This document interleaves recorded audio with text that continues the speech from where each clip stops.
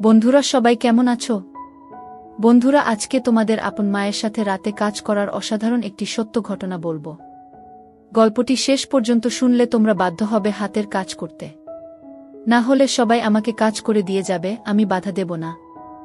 দীপ Sengupta, দোহারা গড়ন, শ্যামবর্ণ, 5.5 foot প্রায়, বয়স 47।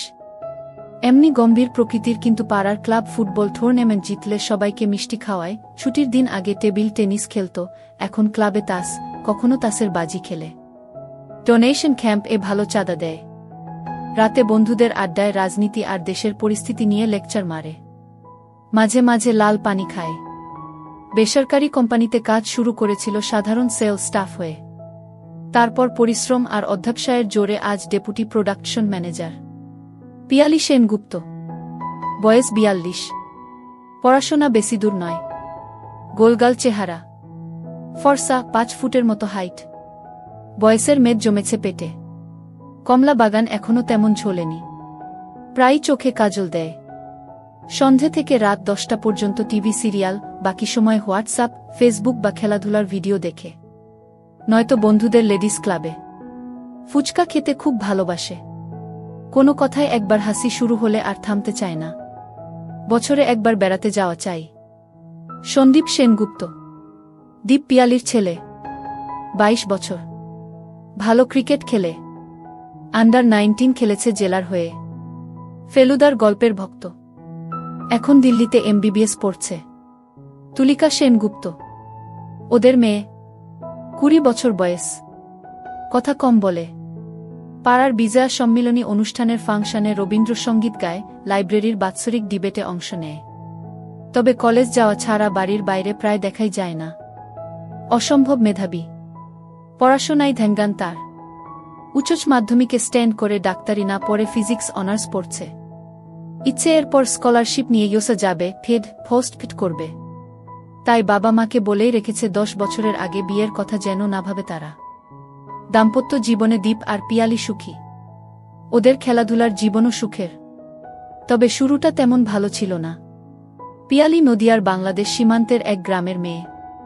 20 বছরে বিয়ে হলেও অন্য মেয়েদের মতো অত অ্যাডভান্স ছিল না সে। একটু গেজও ছিল। ফুলসজ্জার রাতে তো একেবারে লজ্জাবতী লতা হয়ে বসেছিল। একটাও কথা বলেনি দীপের সাথে। আর দীপও জোর ফলাতে চায়নি। দীপের তখন মাত্র 25। পিয়ালিকে কাজ করে দিয়েছিল 1 মাস পর। তারপর সমবয়সী মামাতো ভাইয়ের পরামর্শে দীপ পিয়ালিকে ভালোবাসা দিয়ে একদম পাল্টে ফেলল 1 বছরের মধ্যে। গ্যাংটকে বেড়াতে গিয়েই শুরু হলো একটু অন্য রকমের খেলাধুলা। আর তারপর থেকে কোকশাস্ত্র আর বাদশায়নের বইয়ের নির্দেশ মেনে খেলাধুলা শুরু হলো। তখন এত ভিডিও পাওয়া যেত না, ইন্টারনেট ছিল না বলে দীপ নিয়মিত দুষ্টুমিষ্টি গল্প এনে দিত পিয়ালিকে। ভাই বোন, চাকর মালকিন, দেওর বৌদি, শ্বশুর বৌমার দুষ্টুমিষ্টি গল্প পড়ার পর রাত হলেই জমে থাকা মাঠের গরম মিশে যেত দীপের দেহে। দুজনেই তৃপ্তি পেত খেলাধুলা করে। ছেলে মেয়ে হবার পর বেশিরভাগ দম্পতি যেমন ওদের মানুষ করতে গিয়ে জীবনে খেলাধুলাটাই হারিয়ে ফেলে, ওদের হলো উল্টোটাই। ওরা যেন খেলাধুলা পাগল হয়ে উঠল। এখন তো সব রকম খেলাধুলায় পিয়ালি এক্সপার্ট। বসে, চড়ে, দাঁড়িয়ে, শুয়ে, 4 পায়ে, পেছন থেকে যে রকম দীপ চায় পিয়ালি সেজন্য তৈরি। এই বয়সেও দীপের প্রবল আগ্রহের কাছে সপ্তাহে অন্তত 4 দিন, শনি, রবি, মঙ্গল, বৃহস্পতিবার পিয়ালিকে সাড়া দিতেই হয়। সেদিন শনিবার ছুটির হলেও অল ইন্ডিয়া সেলস প্রমোশন এর একটা মিটিং ছিল অফিসে। দিল্লি থেকে জেকব নামে দীপের এক কলিগ এসেছে।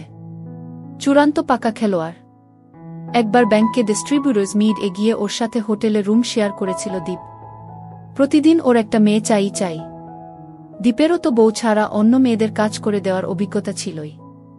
বিয়ের পর একবার মামাতো বোনের বিয়ের দিন অন্ধকার ঘরে মাস্তুতো বোনকে কাজ করে দিয়েছিল দীপ। আবার দীপের বন্ধু বিজন ব্যাংকে চাকরি করত। প্রমোশন পেয়ে চলে গেল কানপুর। ওর বউ রিমা তখনও ওর সাথে যায়নি। খোঁজ খবর নেবার নাম করে পিয়ালিকে লুকিয়ে রিমাকে পুটিয়ে ফেলে প্রতি সপ্তাহে রবিবার একবার করে কাজ করে দিয়েছে প্রায় 1 বছর ধরে। পরের বউকে কাজ করে দেওয়ার মজাই অন্যরকম ছিল। তারপর তো রিমা বিজনের কাছেই চলে গেল কানপুর। আসলে জেকবের বউ স্কুল টিচার, খেলাধুলায় আগ্রহ কম। জেকব তাই সারাদিন প্রায় অফিসে পড়ে থাকে। হোয়াটসঅ্যাপের রেগুলার গরম ছবি পাঠায় দীপকে। আজও মিটিং শেষে হোয়াটসঅ্যাপ ফরওয়ার্ড করে বলল, ए एकदम ग्रेट क्लिप है दीप, देख लेना, भाभी को भी दिखाना। स्कूल कॉलेज का बच्चों की आजकल क्या हाल देखो ना। शादी के बाद ए बच्चों को कोई रोमांस नहीं रहेगा बस। शादी की पहले एक से एक मस्ती करेगा और शादी होगा दूसरों से, फिर डिप्रेशन, डिवोर्स। दीप क्लिपटा एक झलक देखलो। तारपर कथाय कथाय बांगाली ना तामिल, कोनो मेয়েরা বেশি মায়াবী? হিজাবি মেয়েদের কেমন লাগে, খেলাধুলা করে স্টার মেয়েরা কেমন রোজগার করে, এইসব আলোচনা করতে করতে সন্ধে হয়ে এলো। জেকবের ফ্লাইট 7টায়। ক্যান্টিনে কফি খেয়ে বাই বলে জেক বেরিয়ে গেল। দীপ নিজের চেম্বারে গিয়ে দুটো একটা কাজ সেরে ভিডিও ক্লিপটা চালালো। দুটো অল্প বয়সী ছেলেমেয়ের বন্ধ ঘরে খেলাধুলার ভিডিও। 10 মিনিটের ভিডিওটা অনেকবার করে দেখল দীপ। আর দেখতে দেখতেই প্রচণ্ড মাথা যন্ত্রণা শুরু হলো হঠাৎ করে। মেঘ করে আসছে, বৃষ্টি হবে। আজ গাড়িও আনেনি দীপ। মনে হলো অনেকদিন বারে লাল পানি খায়নি, ভাবল যদি লাল পানি খেয়ে মাথাটা সারে। পুরনো জানাশোনা একটা বারে গিয়ে 3 পেগ খেয়ে বৃষ্টিতে ভিজে যখন দীপ বাড়ি ফিরল, এক ঘরে তুলি পড়ছে। ড্রয়িং রুমে পিয়ালি টিভিতে মন দিয়ে একটা রিয়েলিটি শো দেখছে। দীপ যে ঘরে ঢুকেছে টেরই পেল না। দীপ নিজের ঘরে ঢুকে জামা কাপড় চেঞ্জ করে স্টান শুয়ে পড়ল লাইট নিভিয়ে। মাথার যন্ত্রণাটা মনে হচ্ছে আবার ফিরে আসছে। খাবার টেবিলে বসে দীপের বারবার জেকবের কথাগুলো মনে পড়ছিল। নিজের ছেলেমেয়ের কথা ভাবছিল দীপ মেয়ের দিকে তাকিয়ে। ভালো লাগছিল না কিছু। খিদে নেই বলে ডিনার টেবিল থেকে উঠেও পড়ল। পিয়ালি কাজ সেরে শোবার ঘরে আসলো প্রায় 1 ঘন্টা পর। লাইট নিবিয়ে চোখের উপর হাত রেখে শুয়ে আছে দীপ। পিয়ালির আজ পিরিয়ডের 5 দিন। 4 দিন কিছু হয়নি বলেই হয়তো দীপের মুড অফ। দীপের গায়ে হাত দিয়ে দেখল পিয়ালি, নাহ জ্বর নেই। এমনটা কোনোদিন হয়নি। বিরক্ত লাগছিল পিয়ালির। কি হয়েছে বলো তো তোমার? শরীর খারাপ? মিটিংয়ে কোনো ঝামেলা হয়েছে? দীপ কোনো উত্তর দিল না। ঝুঁকে পড়ে চুলে বিলি কাটতে কাটতে বলল, বলো না সুইট হার্ট, কি হয়েছে? তোমার তো এরকম কখনো হয় না। দীপ এবার পাশ ফিরে বালিশের নিচ থেকে মোবাইল বার করে হোয়াটসঅ্যাপের ক্লিপটা চালিয়ে পিয়ালির হাতে দিল। এমন ক্লিপ তো দীপ রোজই দেখায়। তবু দুবার দেখবার পর পিয়ালির হাত যেন অবশ হয়ে গেল। হাত থেকে মোবাইল পড়ে গেল। পিয়ালির এবার দীপের মাথা ব্যথা। ডিনার টেবিল থেকে উঠে আসার আসল কারণটা বুঝতে আর বাকি রইল না। ভিডিওটাই যে মেয়েটা কাজ করিয়ে নিচ্ছে সে আর কেউ নয়, দীপ আর পিয়ালির অতি আদরের মেয়ে তুলি। তুলিকা। কিছুক্ষণ কথা নেই। তারপর পিয়ালির গলা কেঁপে উঠল। কাঁদো কাঁদো গলায় বলল, হ্যাঁ গো, এখন কি হবে? কি আবার হবে? ভাইরাল হবে আরও। আত্মীয় স্বজন দেখবে, পাড়া প্রতিবেশীর মোবাইলে যাবে গু। এবার হাউ হাউ কেঁদে ফেলল, হায় ভগবান, কি অন্যায় করেছি আমরা। মেয়ের এমন কাজ দেখতে হলো। শয়তান মেয়ে, মরে গেলি না কেন? এক হাত দিয়ে দীপকে ঠেলা দিয়ে বলল, আমি যাচ্ছি যাচ্ছি তুলির কাছে, আমাকে জানতেই হবে সব গু। পিয়ালির হাতটা টেনে ধরল দীপ। একদম না, যা হবার হয়ে গেছে। মা হয়ে তোমাকে এসব কিচ্ছু জিজ্ঞেস করতে হবে না। সম্মান তো যা যাবার গেছেই গু। ফুপিয়ে কাঁদতে কাঁদতে চোখের জলে সারা রাত জেগে কাটালো পিয়ালি। একটার পর একটা সিগারে খেয়ে পায়চারি করে রাত কাটল দীপের। ভোরের দিকে বোধহয় একটু ঘুম এসেছিল। ভাঙল নটায়। তুলিকা সায়েন্স কলেজে একটা ফিজিক্স সেমিনারে বেরিয়ে গেছে। বাজারে যেতে আর ইচ্ছে করছিল না। পিয়ালিও রান্নার মেয়েটাকে বলল, ফ্রিজ খুলে দেখ, তোর যা খুশি রান্না কর গু। সারাদিন থমথমে মুখে নিশ্চুপ কেটে গেল দুজনের। রাতে খেতে বসে তুলির সামনে প্রাণপণ চেষ্টা করল স্বাভাবিক থাকার। সোমবার অফিস থেকে ফিরে চা খেতে খেতে দীপ বলল, আমার ট্রলিটা গুছিয়ে দাও, কাল ট্যুর আছে গি। কোথায়? চেন্নাই। স্টেক হোল্ডারদের সাথে। তারপর মার্কেটিং চেইন। দিন 7 লেগে যাবে। রাতে বিছানায় শুয়ে ফের বলল পিয়ালি, ভাবছি তুমি চলে গেলে ওকে জিজ্ঞেস করবই গে। ভীষণ রেগে গেল দীপ। কি জিজ্ঞেস করবে?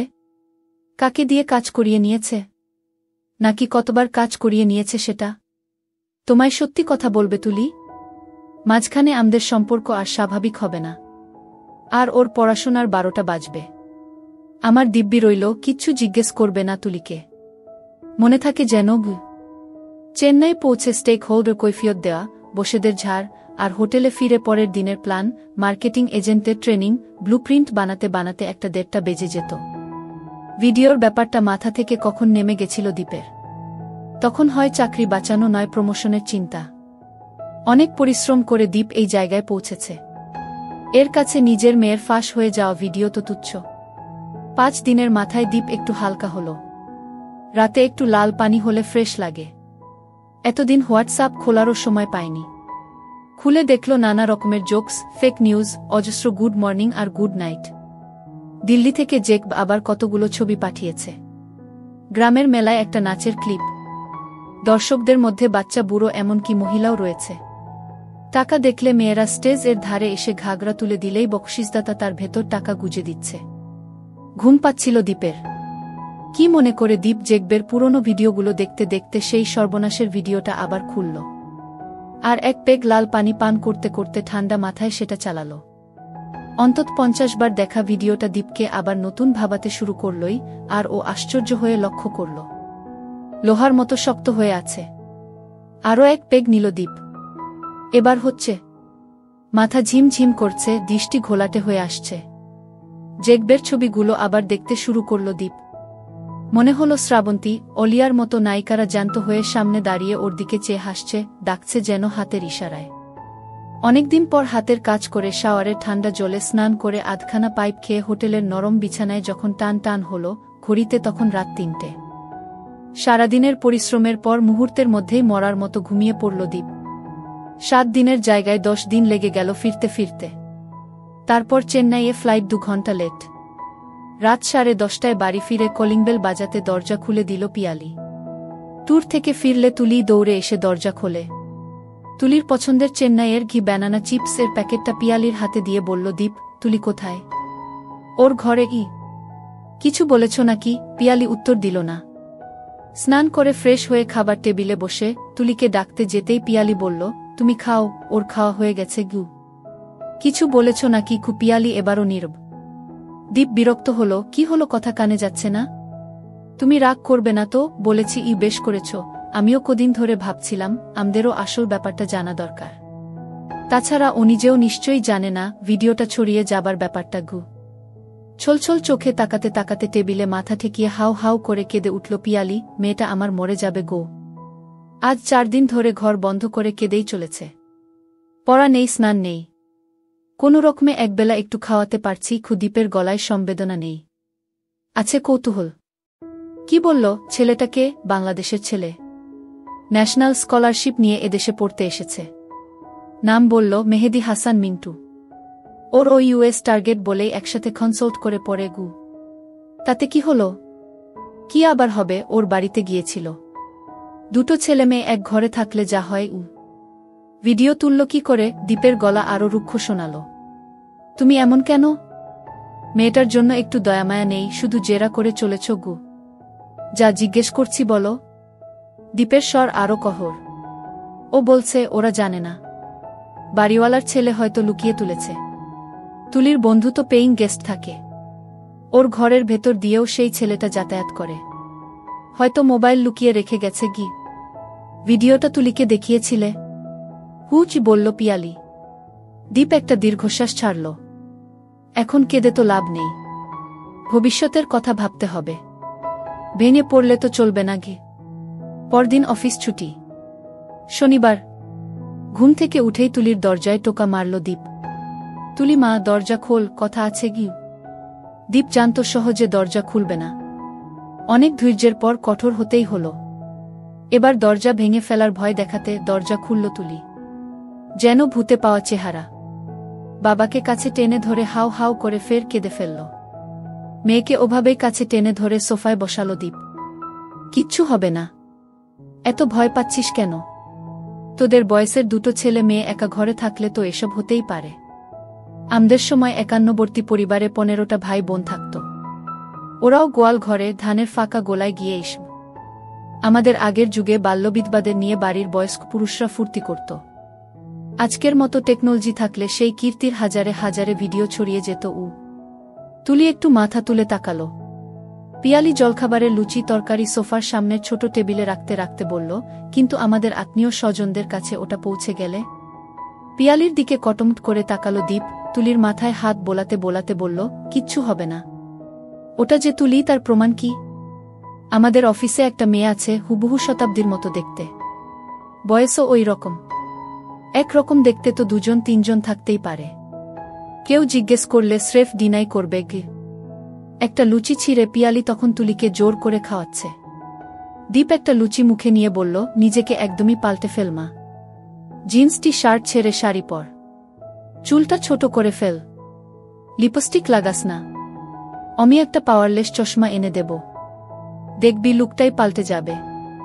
ছেলেমানুষী ভাবটা ছেড়ে একটু গম্ভীর হয়ে চলবি, দেখবি আশেপাশের লোক যারা তোকে রোজ দেখে চিনতেই পারবে না।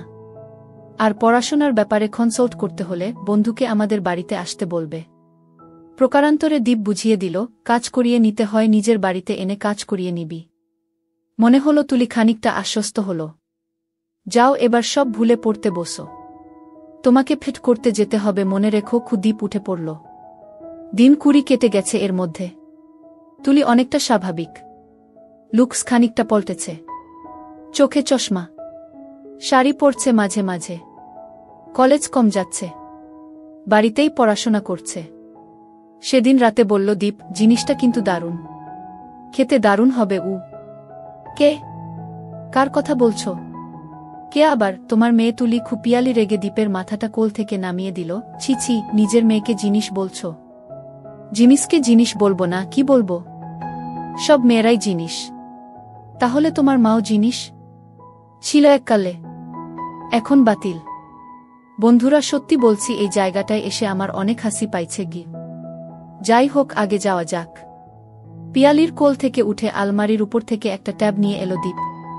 তুলির ভিডিওটা নিজের মোবাইল থেকে মুছে দিয়ে এটায় ট্রান্সফার করে নিয়েছে। ভিডিওটা চালিয়ে দিল। 8x10 স্ক্রিনে আরও স্পষ্ট ছবি। দীপের বিকৃতি দেখে পিয়ালির গা ঘিন ঘিন করছিল, তাই মুখ ঘুরিয়েছিল। দীপ ওর মাথাটা ধরে নিজের দিকে ফেরালো জোর করে। মাঝে মাঝেই পজ করে দেখতে লাগল। অন্ধকারে পিয়ালি অন্যদিকে তাকিয়েছিল, দেখছিল না এসব। উফ, বন্ধ করো তো, ঘুমো এখন। পিয়ালির গলায় রাগ। পিউ বেবি। সেদিনকার মতো ঘুমিয়ে পড়ল দীপ। দুদিন পর দীপের ভেতরের শয়তানটা আরও হিংস্র হয়ে উঠল। সেদিন রাতে বলেই ফেলল পিয়ালিকে, একটু ম্যানেজ করে দাও না, টেস্ট করি একটু গু। কিসের ম্যানেজ? আরে তুলিকে একটু কাজ করে দেখি গু। রাগে বিছানা থেকে নেমে যাচ্ছিল পিয়ালি। দীপ ওকে টেনে ধরল। আরে মেয়ে তো, তাই বলে তুমি বাবা হয়ে তুমি মেয়েকে, তাতে কি? তোমারও আছে, তুলিরও আছে। দুনিয়ার লোক দেখতে পারে আর আমি বাবা হয়ে মেয়েকে কাজ করে দিতে পারি না? কদিন ধরে একই কথা বলে চলেছে দীপ, ম্যানেজ করো, ম্যানেজ করো, ম্যানেজ করো। রাতের খেলাও বন্ধ। পিয়ালির এখন রোজ কাজ করিয়ে নেওয়ার অভ্যাস হয়ে গেছে। দীপ রাগে মুখ ঘুরিয়ে ঘুমোয়। কদিন বাদে এবার দীপ পিয়ালিকে রোজ চর থাপ্পড় লাথি মারতে শুরু করল রাগে। পিয়ালির আর উপায় ছিল না, বলতেই হলো তুলিকে, তোর বাবা তোকে চাইছে। তুলি প্রথমে বুঝল না, তাকিয়ে রইল। তোর ভিডিও দেখে তোর বাবা পাগল হয়ে গেছে, তোকে বোঝানোর জন্য আমাকে রোজ মারধর করছে রে। প্লিজ একবার রাজি হয়ে যা। নিজের ভিডিও লিক হয়ে যাবার পর তুলি মানসিকভাবে অনেক দুর্বল হয়ে গেছে। কোনো জবাব দিতে পারল না। পরদিন আবার তুলিকে ধরল পিয়ালি। কি রে, কিছু বল, রাজি হয়ে যা সোনামা আমার। তোর বাবার হুকুম, তোকে রাজি করাতেই হবে। 5 দিনের মাথায় ইশারায় জানালো তুলি রাজি। অফিস থেকে সাধারণত ফোন করে না দীপ। 3 দিন ধরে রোজ ফোন করছিল। আজ ফোন করতেই সুখবরটা পেয়ে গেল। অনেক উৎসাহ নিয়ে বাড়ি ফিরেও নার্ভাস হয়ে গেল দীপ। বুঝতে পারল না কি করে কাজ শুরু করবে। যতই হোক, নিজের মেয়ে তো। নিজের উপর বিরক্ত হয়ে ক্লাবেই চলে গেল তাস খেলতে। রাতে পিয়ালি বলল, কি হলো তোমার? হাতে মারধর খেয়ে সব ব্যবস্থা করে দিলাম, আর কিছুই করতে পারলে না? নার্ভাস লাগছিল পিউ, তুমি যদি একটু হেল্প করতে। কোনো হেল্প করব না, আমাকে দিয়ে যখন মেয়েকে এ কথা বলাতে পেরেছ, যতক্ষণ না কাজ হচ্ছে ততক্ষণ হেল্প করব। পরের দিন দীপ সাহস সঞ্চয় করল, আজ কিছু একটা করতেই হবে। অফিস থেকে ফিরে দেখল তুলি টুলে বসে টেবিলে ল্যাপটপে কাজ করছে। চা খেয়ে পাইপ ধরিয়ে তুলির পিছনে গিয়ে দাঁড়ালো দীপ। তুলি তাকালো না পিছনে। রাতে ডিনারে বসে দুবার তুলির বাগানে কনুই মারল। তুলি এবারও স্বাভাবিক রইল, নিজেকে সরিয়ে নিল না। দীপেরও বুঝতে বাকি রইল না, তুলিও রাজি। পরদিন অফিসে বসেই প্ল্যান করেছিল দীপ কি করবে। বাড়ি ফিরে চা খেতে খেতে তুলি আর পিয়ালির সাথে স্বাভাবিক কথাবার্তাই হল। তুলি যেন জানেই না কাল কি হয়েছিল। তুলিও কালকের মতো টুলে গিয়ে বসতেই দীপ পাইপ ধরিয়ে পিছনে গিয়ে দাঁড়াল। তারপর ঝট করে তুলির